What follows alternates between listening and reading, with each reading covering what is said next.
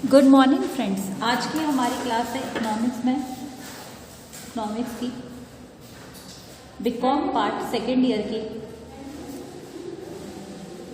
BCom part first year की class second का topic है सप्लाई। कल हमने सप्लाई का फर्स्ट टॉपिक पढ़ा था, आज हम सप्लाई का सेकेंड क्लास ले रहे हैं, जिसमें कल हमने सप्लाई का अर्थ, विशेषताएं, अपवाद, संकुचन विस्तार, वृद्धि कमी, तालिका वक्र, ये सब समझा था। आज हम पढ़ेंगे पूर्ति की लोच।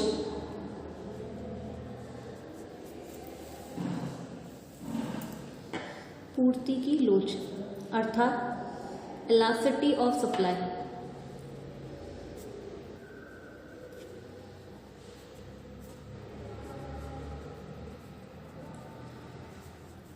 चलिए कि पूर्ति की लोच होती क्या है, चलिए पढ़ते हैं। देखिए, पूर्ति नियम के अनुसार कीमत में कमी या पूर्ति में कमी, कीमत में वृद्धि, पूर्ति में वृद्धि, अतः कीमत में वृद्धि से पूर्ति में जो घटत की प्रवृत्ति होती है उसे पूर्ति की लोच कहते हैं। अर्थात कीमत में थोड़े परिवर्तन के उत्तर रिस्पॉन्स से वस्तु की मात्रा में जो परिवर्तन की गति होती है वही पूर्ति कहलाती है। तो इसकी डेफिनेशन देखिए, पूर्ति नियम के अनुसार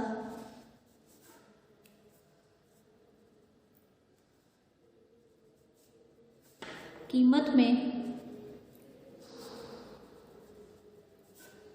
कमी, पूर्ति में कमी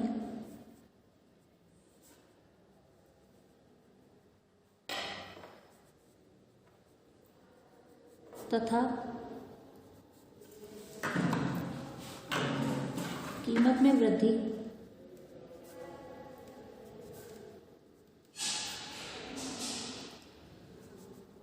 पूर्ति में वृद्धि करती है।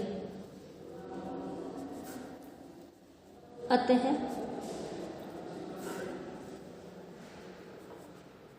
कीमत में कमी वृद्धि से पूर्ति में जो घटत बढ़त की प्रवृत्ति होती है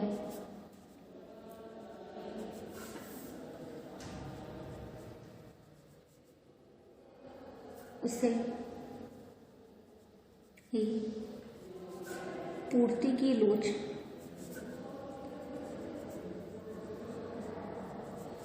कहते हैं। आएगा समझ में? अर्थात कीमत में कमी या वृद्धि से पूर्ति में जो घटत की प्रवृत्ति होती है उसे पूर्ति की इलास्टिसिटी ऑफ सप्लाई कहते हैं। इसका एक फॉर्मूला है जिसे आप देख लीजिए। पूर्ति में आनुपातिक परिवर्तन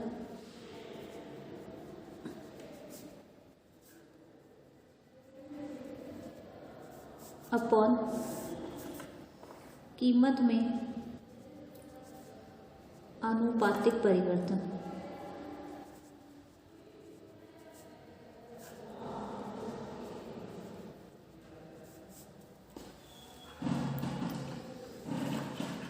अथवा या एक और फॉर्मूला लिख सकते हैं, अथवा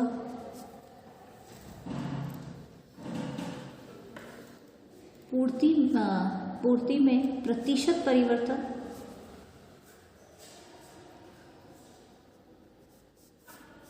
अपॉन कीमत में प्रतिशत परिवर्तन। अनुपातिक परिवर्तन मतलब अर्थात पूर्ति ऊपर और कीमत नीचे। कोई डाउट?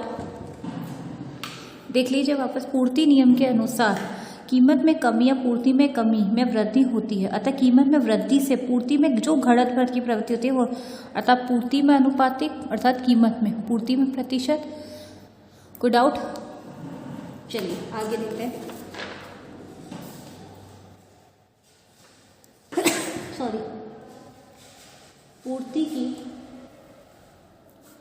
लोच की श्रेणियां।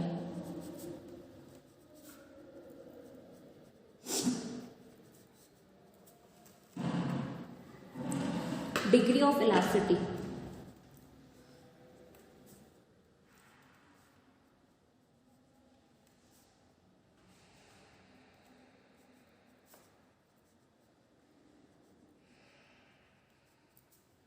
ठीक है, सबसे पहले है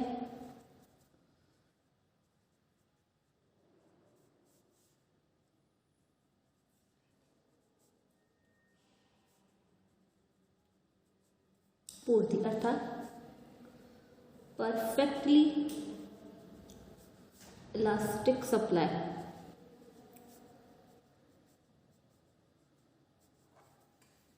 अर्थात पूर्णतः लोचदार पूर्ति। देखिए, जब कीमत में अत्यंत सूक्ष्म परिवर्तन अर्थात प्राइस में नो चेंज या लिटिल बिट,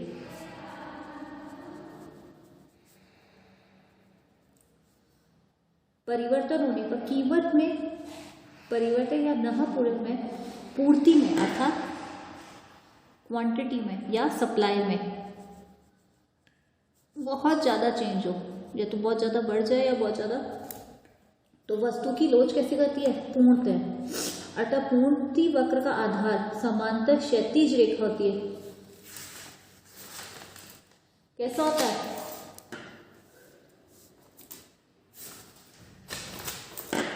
वक्र कैसा बनता है? क्षैतिज। अर्थात प्राइस नो चेंज और क्वांटिटी में जब बहुत ज़्यादा चेंज आए Q2, तो ये क्या कहलाता है? पूर्णतः लोचदार। कोई डाउट? सेकंड है अत्यधिक लोचदार पूर्ति।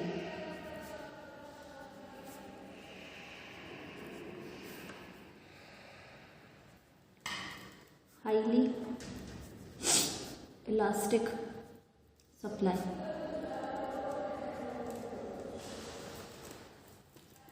जब वस्तु की कीमत में थोड़ा आनुपातिक परिवर्तन हो, अर्थात वस्तु की कीमत में थोड़ा लिटिल बिट चेंज। जैसे एग्जांपल देते हैं कि कीमत में 20%, 20% परिवर्तन होने पर सप्लाई में 30% परिवर्तन हो जाए, अर्थात तो इसे क्या कहेंगे? अत्यधिक लोचदार, ग्रेटर देन 1। इसे क्या कहते हैं? कोई डाउट? ठीक है, इसका वक्र देखिए कैसे बनता है।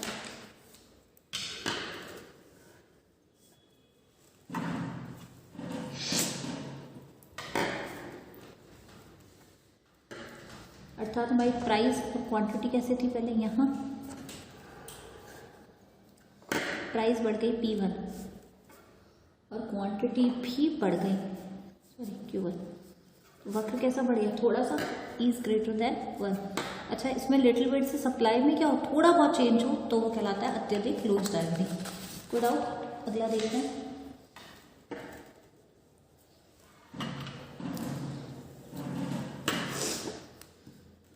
लोचदार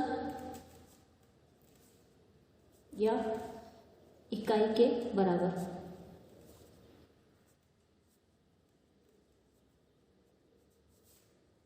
इक्वल्स टू 1। क्या कह रहे हैं? इलास्टिसिटी सप्लाई, इसे इंग्लिश में बोलते हैं,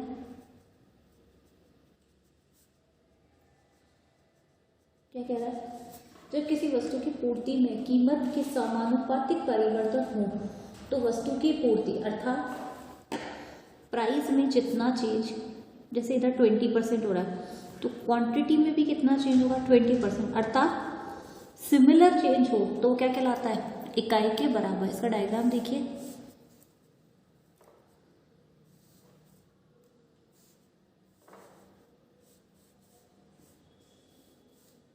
इक्वल आ रहा है। Good out. फोर्थ,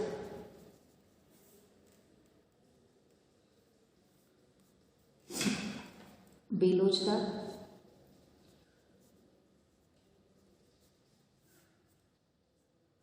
या कम लोचदार पूर्ति।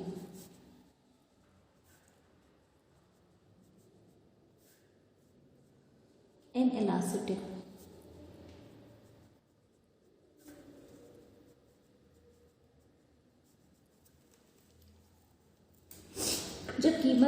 आनुपातिक परिवर्तन बहुत अधिक होने पर पूर्ति में परिवर्तन बहुत कम, अर्थात प्राइस में तो चेंज क्या हो रहा है, बहुत ज़्यादा चेंज हायर, और क्वांटिटी में बहुत कम, मतलब लो चेंजेस। तो इसे कहने के वेलोसिटी इज लेस देन 1। इसका डायग्राम देखिए, थोड़ा सा ऐसा बनता है, कोई डाउट? इसे कहते हैं वेलोसिटी लेस, सॉरी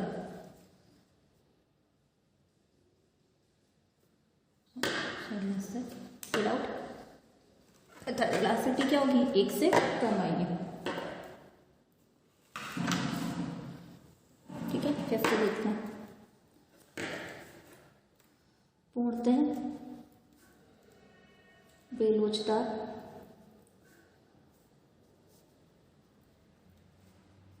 पूर्ति, इसे एक नाम से और जानते हैं, शून्य लोच। अर्थात वेलोसिटी कैसी होगी, 0, अर्थात प्राइस में तो हायर चेंज और क्वांटिटी फिक्स या लिटिल बिट। तो इसका डायग्राम देखिए कैसे बनता है, ऐसा।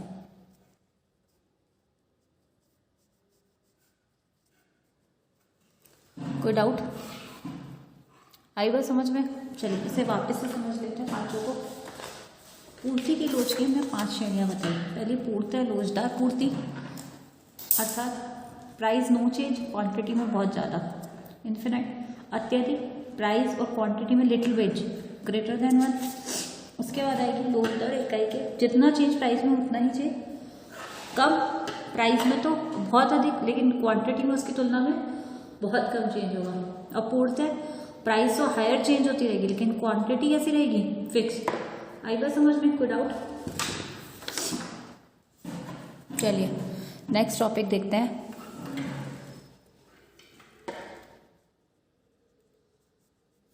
पूर्ति की लोच मापने की विधियां।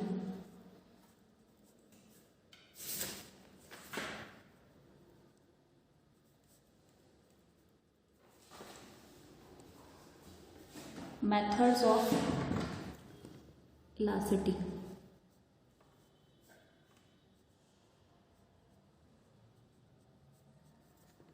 ठीक है, पूर्ति की लोच को मापने की विधियां। देखिए, पूर्ति की लोच को मापने की 2 विधियां हैं। पहली है, 2 टाइप्स हैं, इसमें से हम पहला टाइप पढ़ते हैं। फर्स्ट है आनुपातिक या प्रतिशत रीति। ठीक है, इसमें क्या होता है, इस रीति में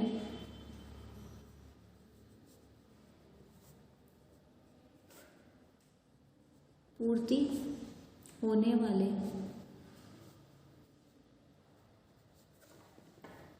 आनुपातिक या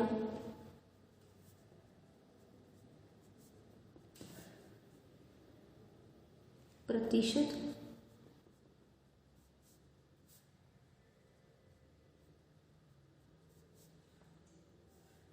में कीमत में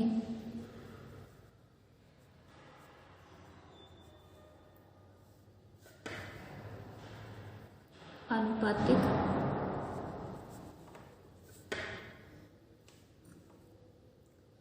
प्रतिशत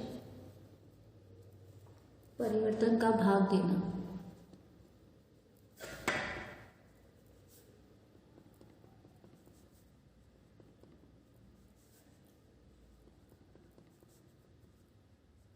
अर्थात इक्वेशन के रूप में देखते हैं।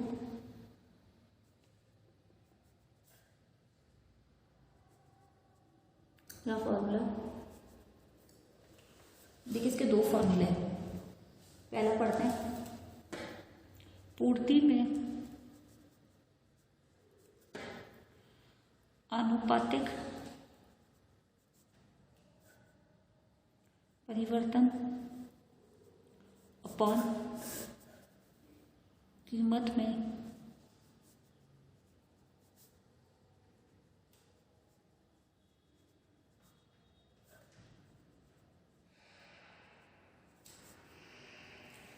अर्थात एक और फॉर्मूला लिख लीजिए, delta Q upon delta P into price into Q. यहाँ डेल्टा का मतलब है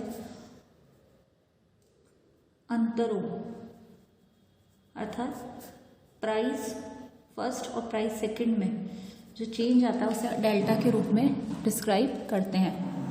देखिए अनुपाती स्थिति में परिवर्तन या अनुपाती क्या कह रहा है, कीमत में परिवर्तन से भाग दिया। पूर्ति में एक फॉर्मूला ये, दूसरा ये, लेकिन एक तीसरा फॉर्मूला और दिया गया, उसे भी हम देख लेते हैं। Q minus Q1 upon Q1 plus Q into P plus P1 upon P minus P1। ठीक है, 3 फॉर्मूले दिए गए हैं इसके, कोई डाउट? 3 कि पूर्ति में अनुपातिक परिवर्तन, जैसे एग्जांपल दे लेते हैं, सप्लाई में हुआ 20 और कीमत में भी हुआ 20, तो इलास्टिसिटी 1। ऐसे प्राइस और क्वांटिटी में देखते हैं, प्राइस थी पहले 5, घटकर 6 हो गई, 10 तो घटकर 8। तो देखिए डेल्टा क्यू कितना आएगा, दोनों में अंतर 2, पी में 1 इंटू प्राइस कितनी है 5 और क्वांटिटी 10, 5 इलास्टिसिटी कितनी है 1। ऐसे में देखते हैं 10 माइनस 8,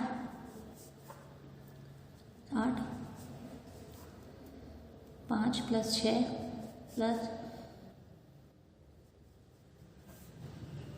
ठीक है,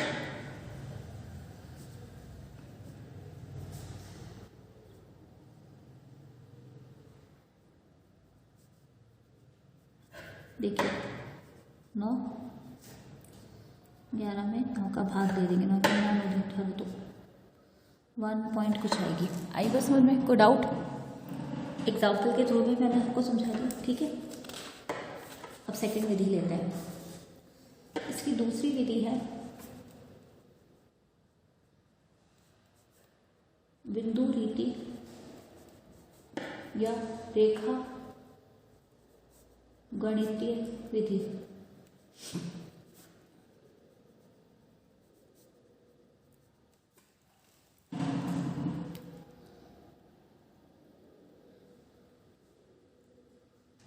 चलिए,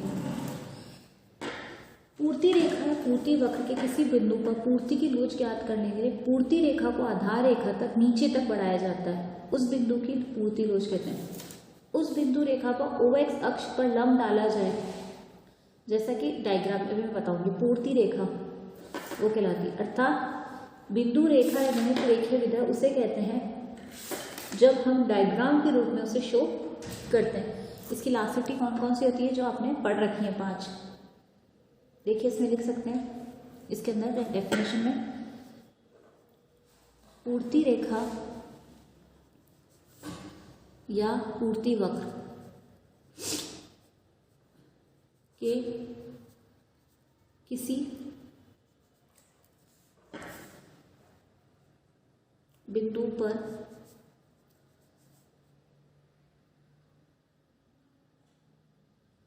पूर्ति की लोच ज्ञात करने के लिए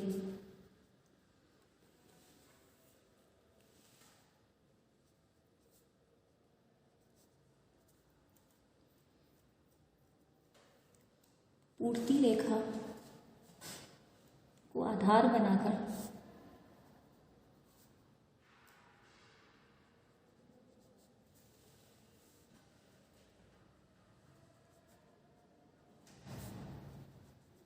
नीचे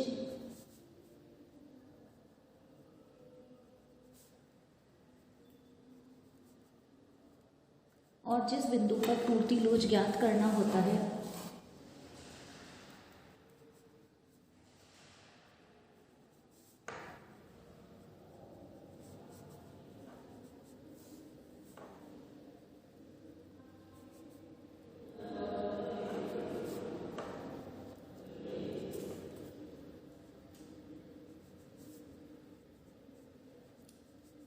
उसे ओ एक्स अक्ष पर मानते हैं। इसके 5 टाइप्स होते हैं, आप लोगों ने पढ़ रखे हैं। इलास्टिसिटी इज ग्रेटर देन 1 मतलब अत्यधिक अधिक लोचदार पूर्ति।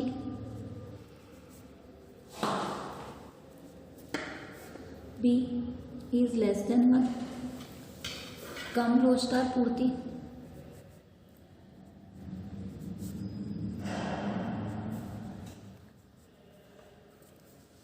इज ग्रेटर देन 1 लोचदार पूर्ति। इज कम लोचदार। इन्हें 5 श्रेणियों में बांटा जाता है और इसका एक फॉर्मूला होता है।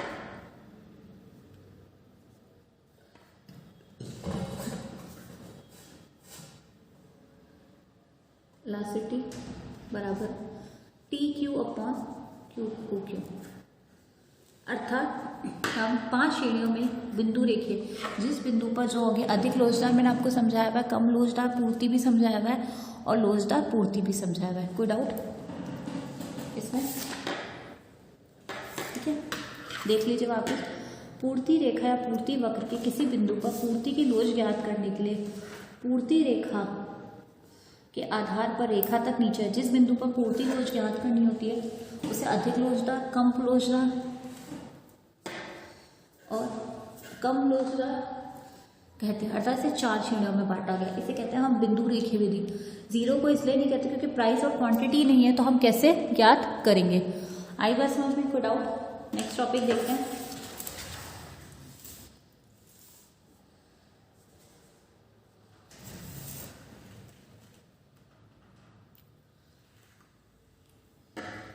पूर्ति लोच को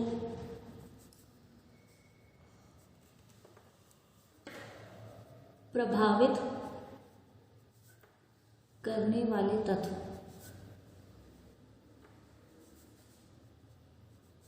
पहला है वस्तु की प्रकृति।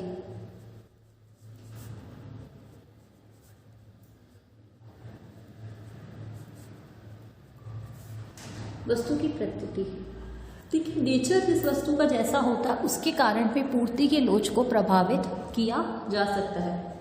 जैसे जो वस्तुएं टिकाऊ या शीघ्र नशवान नहीं होती उनकी पूर्ति अधिक लोचदार होती है। अर्थात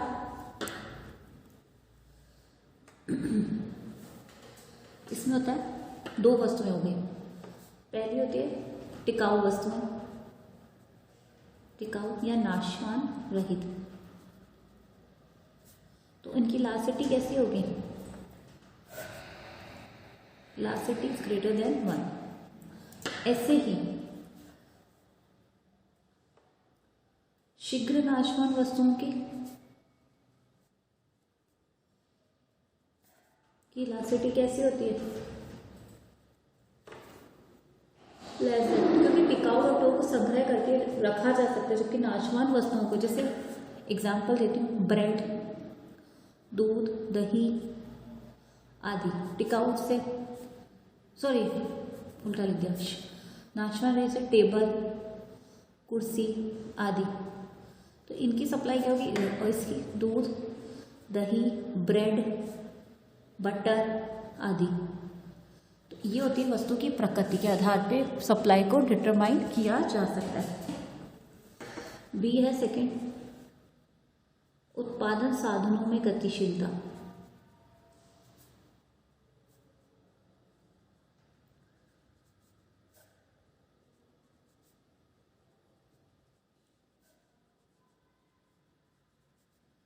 गतिशीलता का अनुमान, उत्पत्ति के साधनों की गतिशीलता वैकल्पिक प्रयोग में जितनी अधिक होगी उतनी ही पूर्ति अधिक लोचदार होगी, और वैकल्पिक प्रयोगों में साधनों की गतिशीलता कम होने पर पूर्ति की लोच भी अपेक्षाकृत कैसी होगी? अर्थात 2 गई।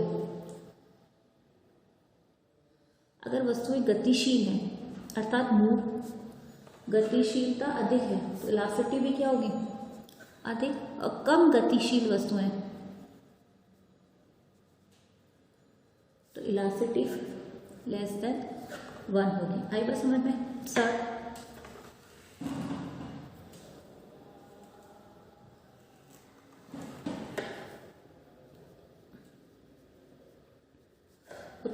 के नियम।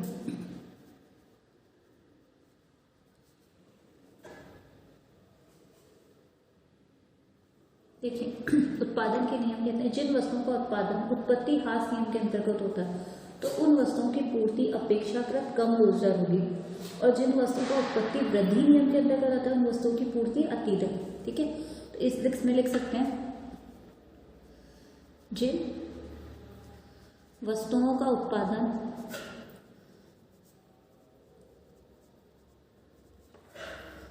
उत्पत्ति ह्रास नियम के अंतर्गत होगा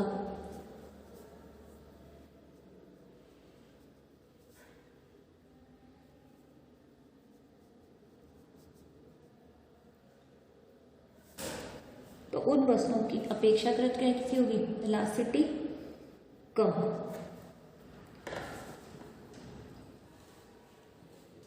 और इधर वस्तुओं का उत्पादन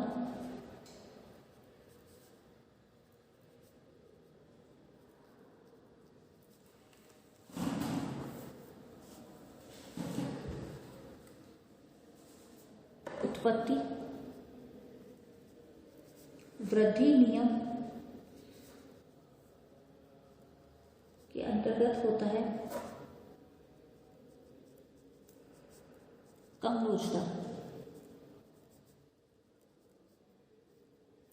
कोई डाउट? ह्रास नियम की इलास्टिसिटी ज्यादा और कम होता है तो कम लोचदार। कोई डाउट?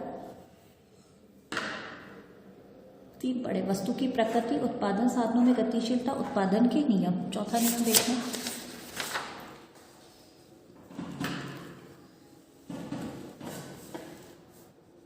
समय तत्व।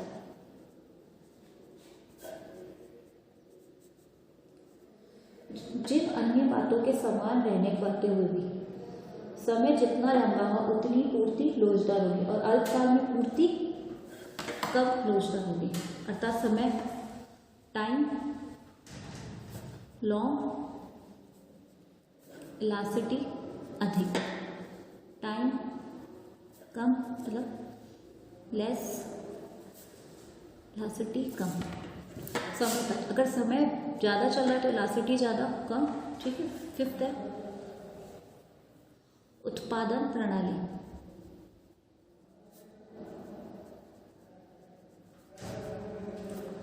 जिन वस्तु के उत्पादन विधि सरल होती है और साधनों पूंजी की आवश्यकता कम होती है ऐसी वस्तु की पूर्ति लोचदार होती है, और जिन वस्तु की प्रणाली जटिल होती है उनकी पूर्ति कम लोचदार होती है।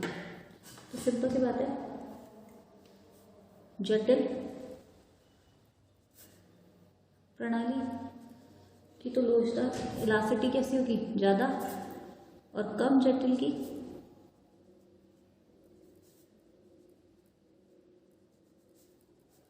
Less than.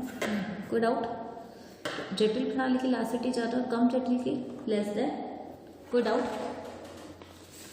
यहाँ हमारी पूर्ति सप्लाई का टॉपिक खत्म होता है। अब हम एक बार रिवीजन कर लेते हैं कि इस टॉपिक में हमने क्या क्या पढ़ा। तो सबसे पहले हमने पढ़ा पूर्ति की लोच। देखिए, पूर्ति नियम के अनुसार कीमत में कमी, पूर्ति में कमी अथवा कमी वृद्धि पूर्ति वृद्धि कहलाती है। ये पूर्ति नियम कहता है। अतः कीमत में वृद्धि से पूर्ति नियम में जो बढ़त बढ़त होती है उसे पूर्ति की लोच कहते हैं। ठीक है, अब देखिए इसमें फॉर्मूला है, पूर्ति में अनुपातिक परिवर्तन, कीमत में क्या होता है, अनुपातिक परिवर्तन होगा। कोई डाउट? अब आगे देखते हैं इसका फॉर्मूला, पूर्ति में प्रतिशत परिवर्तन और कीमत में, और दूसरा पूर्ति में अनुपातिक और कीमत में अनुपातिक परिवर्तन। कोई डाउट? अब इसके बाद में पूर्ति की लोच की श्रेणियां पढ़ी थी हमने, 5 भागों में बांटा है। पूर्ति की पहली पूर्णतः लोच, अर्थात प्राइस में कोई भी चेंज ना होने पर, सप्लाई में बहुत ज़्यादा अप एंड डाउन आने पर, अधिक परिवर्तन, या तो बहुत कम परिवर्तन में बहुत अधिक होगा तो इलास्टिसिटी कैसी रहेगी, इन्फिनिट। अधिक अगला है अत्यधिक लोचदार, प्राइस में लिटिल बिट, सप्लाई में बहुत लैंड, तो इलास्टिसिटी कैसी होगी, हाईली इलास्टिक। कोई डाउट? अगला है इकाई के बराबर ग्रेटर, प्राइस में अगर 20% तो क्वांटिटी में अर्थात इक्वल चेंजेस आ रहा है तो इकाई के बराबर। डायग्राम क्लोज द, प्राइस बढ़ रही है लेकिन क्वांटिटी थोड़ी कम गिर रही तो इलास्टिसिटी लेस देन 1, इलास्टिसिटी क्या आएगी 1 से कम आएगी। उसके बाद मूर्त लोचदार मांग अर्थात शून्य, प्राइस में हाईली चेंज आ रहा है और क्वांटिटी फिक्स है तो इसका कैसा बना, प्राइस में बहुत चेंज और क्वांटिटी फिक्स है या लिटिल बिट चेंज तो इलास्टिसिटी 0, कोई डाउट। अब उसके बाद हमने पढ़ा पूर्ति के लोच को मापने की विधियां, मेथड ऑफ, 2 विधियां। पहली विधि अनुपातिक या प्रतिशत, इस रीति में पूर्ति में होने वाले अनुपातिक परिवर्तन में कीमत अनुपातिक, ये सबसे मोस्ट इंपॉर्टेंट है, ध्यान रखना, इससे बेस प्रैक्टिकल क्वेश्चन आते हैं। अर्थात पूर्ति में अनुपातिक परिवर्तन अपॉन कीमत में, या फिर delta Q upon delta P into P upon Q, Q minus Q one, Q plus Q one, P one, ठीक है। तो ये अनुपातिक प्रतिशत परिवर्तन विधि कहलाती है। अर्थात पूर्ति में परिवर्तन को प्रतिशत से हम देख सकते हैं। उसके बाद में बिंदु रीति या रेखा गणित, पूर्ति रेखा है पूर्ति वक्र के किसी बिंदु पर पूर्ति की लोच ज्ञात करने में पूर्ति रेखा को आधार तक बढ़ाया जाता है। अर्थात जिस अगर ज़्यादा आ रही तो इलास्टिसिटी हम क्या कहेंगे ग्रेटर देन 1, कम तो कम लोचदार, से थर्ड लोचदार पूर्ति और फोर्थ कम लोचदार। Delta Q upon Q S से इसको माप सकते हैं, कोई डाउट। अब अगला है पूर्ति लोच को प्रभावित करने वाले तत्व। पहला है वस्तु की प्रकृति।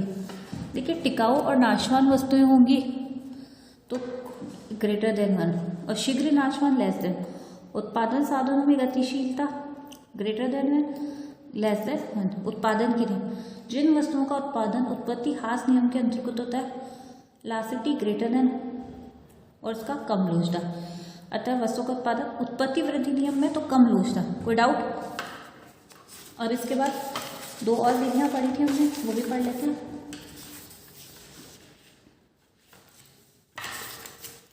समय तक, अगर लंबा समय है तो इलास्टिसिटी कैसे होगी ग्रेटर देन 1 और समय तब तक कम है तो इलास्टिसिटी लेस देन 1। उत्पादन प्रणाली कैसी होती है, जटिल है तो ग्रेटर देन 1 और कम जटिल है तो less than 1।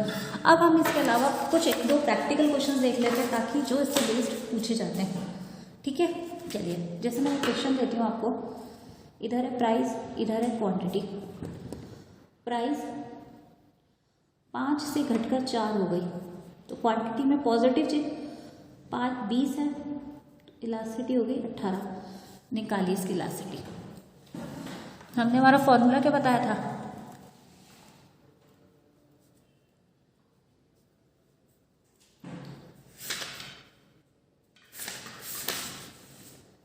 P upon Q, ठीक है। डेल्टा Q में कितने का परिवर्तन आ रहा है 2 का, प्राइस में 1 का।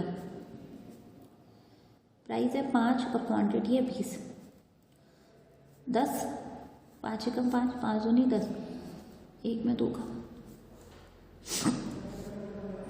0.5 इलास्टिसिटी, कोई डाउट। हाई बस एक और ले लेते हैं। प्राइस में चेंज आ रहा है आपका 50% और क्वांटिटी में कीमत में आ रहा है 80%। प्राइस का फॉर्मूला क्या था, पूर्ति में अनुपातिक परिवर्तन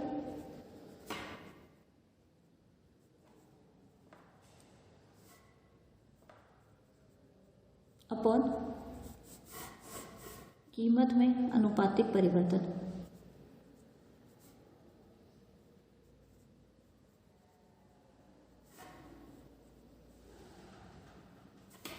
प्राइस में कितना रहा 50 और क्वांटिटी में 80।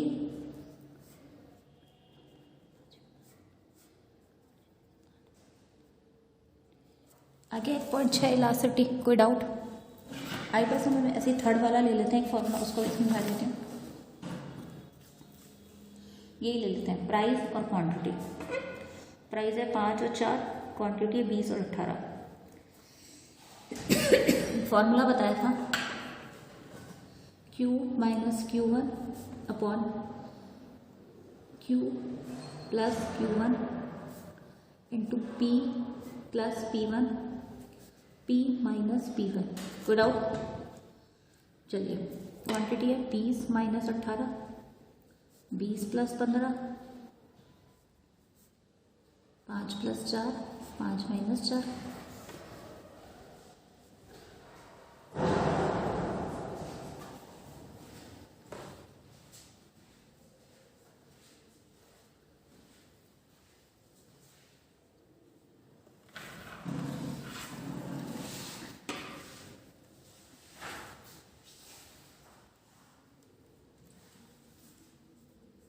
उन्नीस में इसका भाग दे देंगे, आ जाएगी लास्ट रेटिंग। कोई डाउट?